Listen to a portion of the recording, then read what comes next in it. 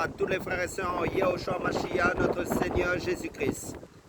Je suis le frère C.A. de l'île de la Réunion, je suis docteur enseignant de la parole de Dieu en Yahushua Mashiach, notre Seigneur Jésus-Christ. Nous sommes le dimanche 14 décembre 2025.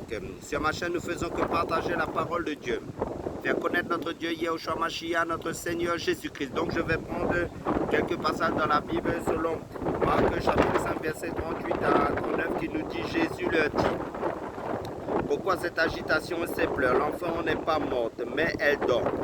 Et je prends aussi l'évangile de Luc chapitre 7 verset 13 qui nous dit le Seigneur en la voyant fut ému de compassion vers elle et lui dit ne pleure pas. Je prends aussi l'évangile de Jean chapitre 11 verset 35 qui nous dit Jésus pleura. Donc 3 résurrections. Le comme thème.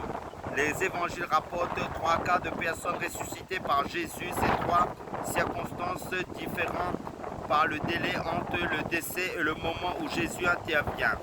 Une adolescente de 12 ans vient de mourir selon Luc chapitre 8 verset 40 à 42. Et les voisins sont venus consoler les parents par des complaintes et des pleurs rituels. Des pleurs rituels, Jésus écarte cette foule bruyante en disant ne pleurez pas, elle dort. Et puis dans l'intimité de la chambre, il prend la main de la jeune fille et la voix puissante du Fils de Dieu lui ordonne de se lever de son lit. Le corps d'un jeune homme, fils unique d'une veuve, est déjà en route vers la tombe, selon Luc chapitre 7. Le cortège funèbre croise un autre cortège conduit par Jésus. Voyant la mère, Jésus fut ému de compassion et lui dit « Ne pleure pas ». Puis, avec une puissance extraordinaire qui impressionne la foule, il fait lever le défunt. Lazare est enseveli depuis 4 jours, selon Jean chapitre 11, le corps sort déjà. Cela n'empêche pas Jésus d'une voix puissante de faire sortir Lazare de la grotte mortuaire.